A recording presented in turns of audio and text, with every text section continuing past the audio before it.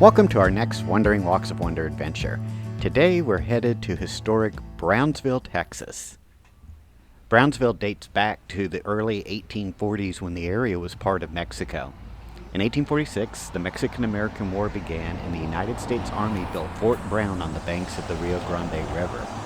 The fort was named after Major Jacob Brown, who died during the war. Our walk begins in front of the Porfirio Diaz house. In 1875, Porfirio Diaz planned his rise to power in the house originally located on this site. Diaz's rebellion was formulated here and carried out in Oaxaca, Mexico. By November 1876, Diaz was serving the first of 7 terms as president of Mexico. One of the most historic houses that we'll see on this tour is the Stillman house. Built for Henry Miller, this Greek Revival style house is one of the oldest and best preserved structures in the city, and it now serves as a museum in downtown Brownsville. It was occupied by Brownsville's founder, Charles Stillman, from 1851 to 1853, whose first 2 children were born in Brownsville. The house was purchased in 1858 by Manuel Trevino de los Santos Coy, who served as Mexican consul, and it remained in the Trevino family for over 100 years. In the 1890s, the house was occupied by Thomas Carson, who worked for the Stillman family and was mayor of Brownsville from 1879 to 1892. In 1958, Chauncey Stillman, great-grandson of Charles, purchased the house from the Trevino family and gifted it to the Brownsville Historical Association, who later gave it to the city of Brownsville.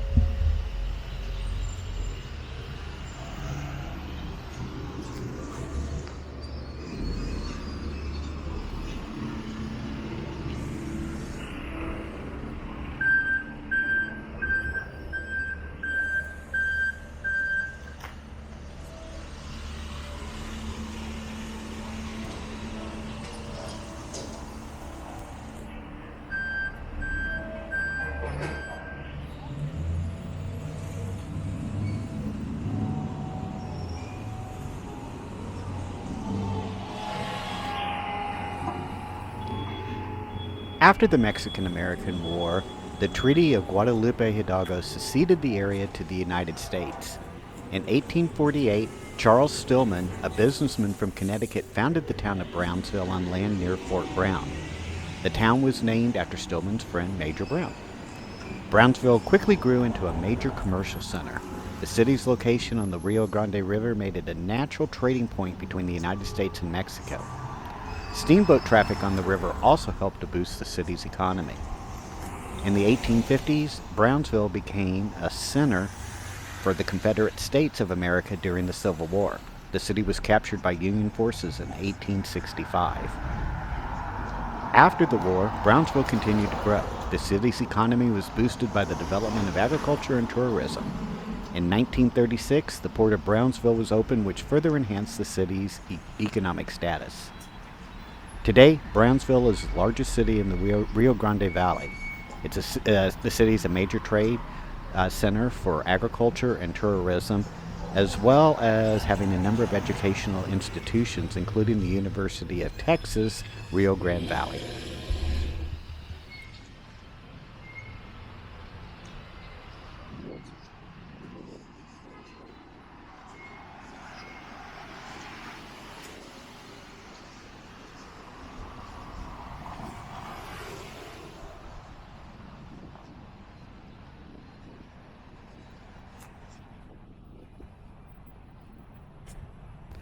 The building with the balcony here on our left is known as the Gem or La Jolla building. This is a great example of Spanish colonial style architecture, and it's one of the oldest commercial brick buildings in downtown Brownsville. It was originally built for John Gary, who was the contract builder of the lighthouse at Port Isabel and also served as Brownsville's alderman.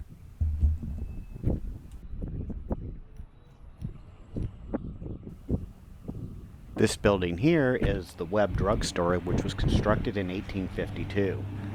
The commercial building was originally 2 adjoining stores built by retired sea captains John Webb and Henry Miller. The drugstore was the first and for many years the only drugstore in Brownsville. John Webb also operated a stagecoach line and helped draft the application to the Texas legislature for the incorporation of the city of Brownsville. The building underwent extensive restorations and is currently housing an art gallery.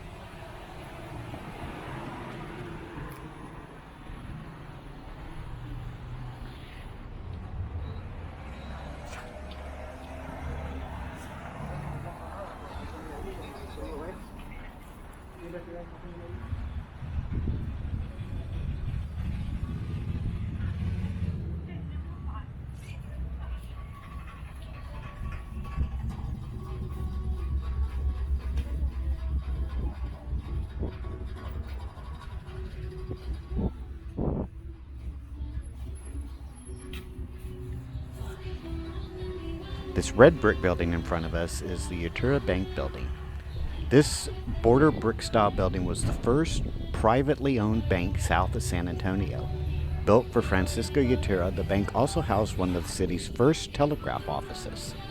In 1881, Utura installed an international telephone line which connected his Brownsville bank to his family mercantile store in Matamoros. It was the first international telephone line in Brownsville. This ornate building was once Bullock's department store.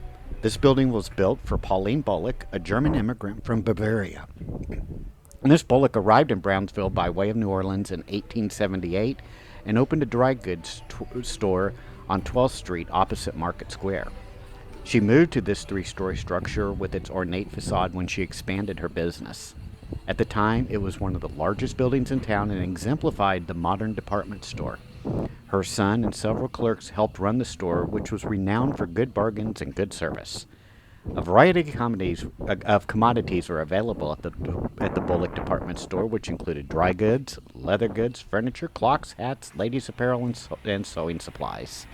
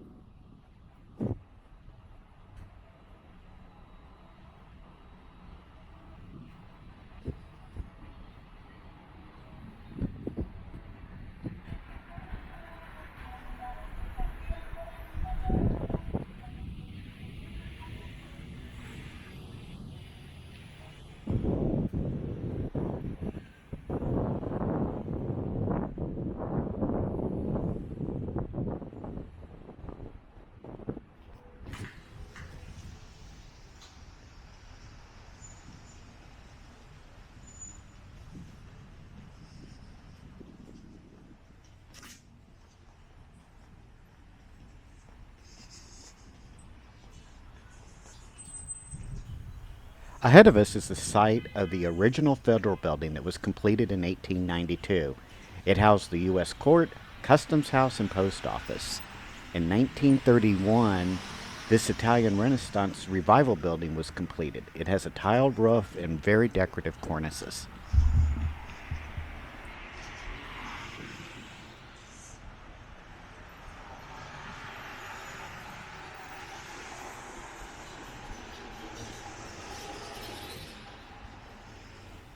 The Majestic Theater was built in 1949. It was part of the interstate movie theater chain founded by Carl St. John Holbittsville, the self-proclaimed pioneer of vaudeville and motion picture entertainment in the South. Although the chain had theaters throughout the South, its primary location and center of operations was in Texas. The flagship theater buildings in Dallas and San Antonio still remain.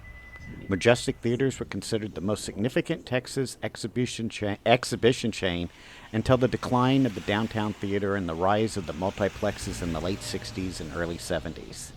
This Art Deco style building has housed several businesses since the theater closed in the 1970s. The marquee does still remain, though.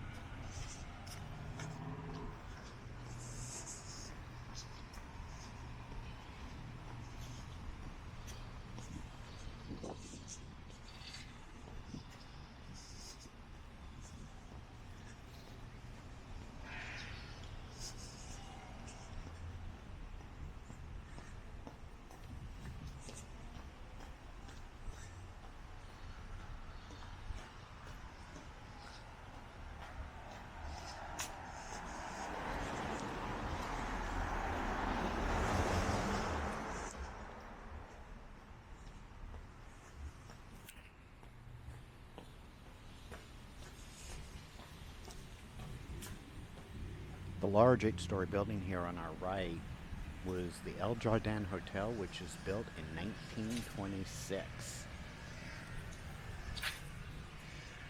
After its completion, this hotel was considered to be one of the finest hotels in the lower Rio Grande Valley. It contained 250 rooms, all with baths, and it was built in conjunction with a large Missouri Pacific Railroad terminal and the Brownsville Chamber of Commerce. This bright building that we see in front of us is the Capitol Theater building. It was constructed in 1927 by San Antonio architect Henry T. Phelps. In 1935, it became part of the movie theater chain operated by Carl Holbrook's Texas Consolidated Theaters. This Spanish colonial revival building featured comedy and tragedy masks on the exterior facade, and it originally seated up to 900 people. The original marquee, the one here that says Capitol, was replaced in the 1940s, and the theater was closed sometime in the 1960s.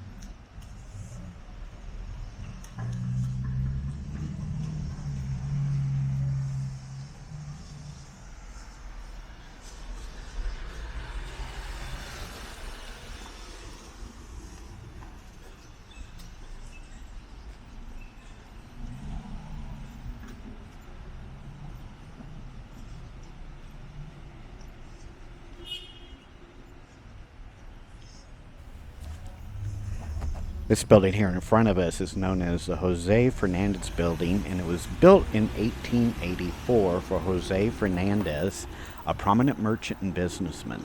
It's one of the oldest buildings on Market Square.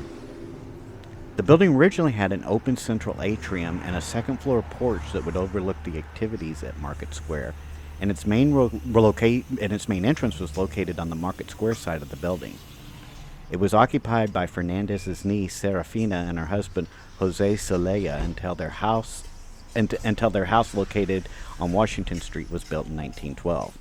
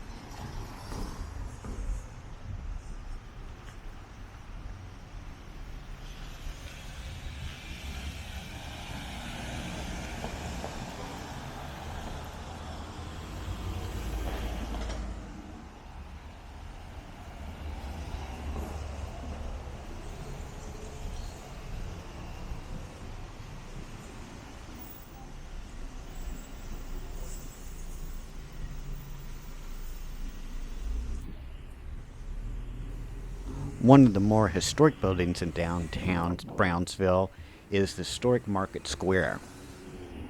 This building was constructed in 1850 by John Patrick McDonough, and it was the original site of the Brownsville city government as well as the center for all market activities. The opening Market Square ceremony featured military bands from both Matamoros, Mexico and Fort Brown. The upper floor housed City Hall, while the bottom floor was an open-air market where a variety of goods were sold.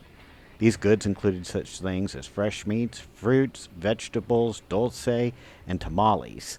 Virtually everything sold at the old square was locally grown and raised. Market Square features many fine architectural details such as decorated cornices, elaborate brickwork, and upper-level balconies. The Market Square building originally had 16 archways and a wooden cupola, which, along with the original bell, was destroyed by a hurricane in 1867. The cupola and bell were replaced in 1875.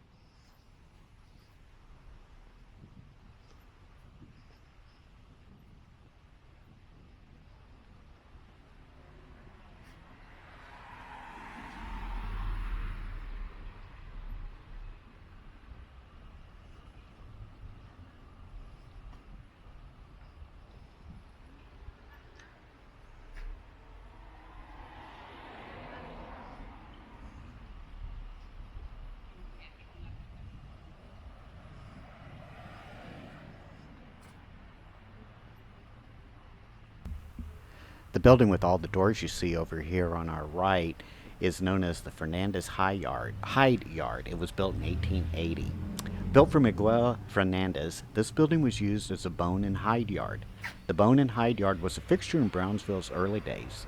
Local ranchers would bring bones, hides, horsehair, and tallow to the hide yard and barter with the merchant for general merchandise and provisions. Cash was rarely used in these transactions. Instead, the merchant would keep a running ledger detailing what each customer bought and purchased.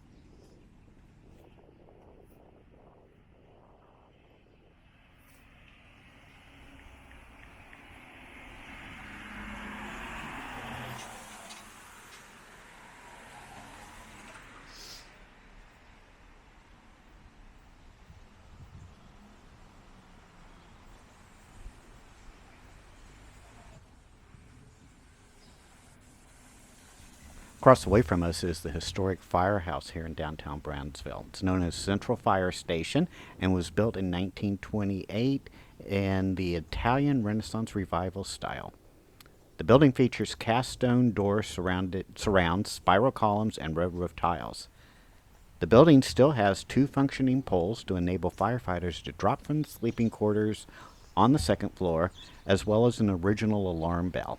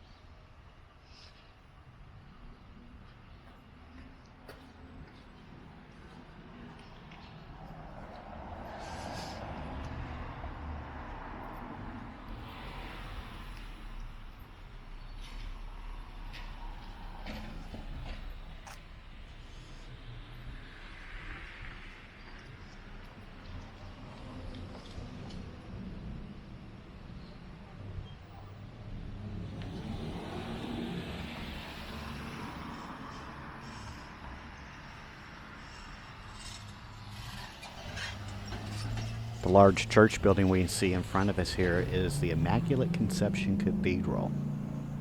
It was built in 1856 and is on the National Register of Historic Places. The missionary oblates of Mary Immaculate were the first priests to celebrate Mass in the area of Brownsville in 1849. This Gothic revival-style building was designed by Peter Carolum. The oblates operated a seminary in the rectory, which was also a haven for priests who fled the revolutions in Mexico. The first Catholic bishop to reside at Immaculate Conception was Dominic Monsi, who was the Vicariate Apostolate of Brownsville. In 1965, Pope John Paul VI established the Diocese of Brownsville from Corpus Christi, and Immaculate Conception became the cathedral for the new diocese.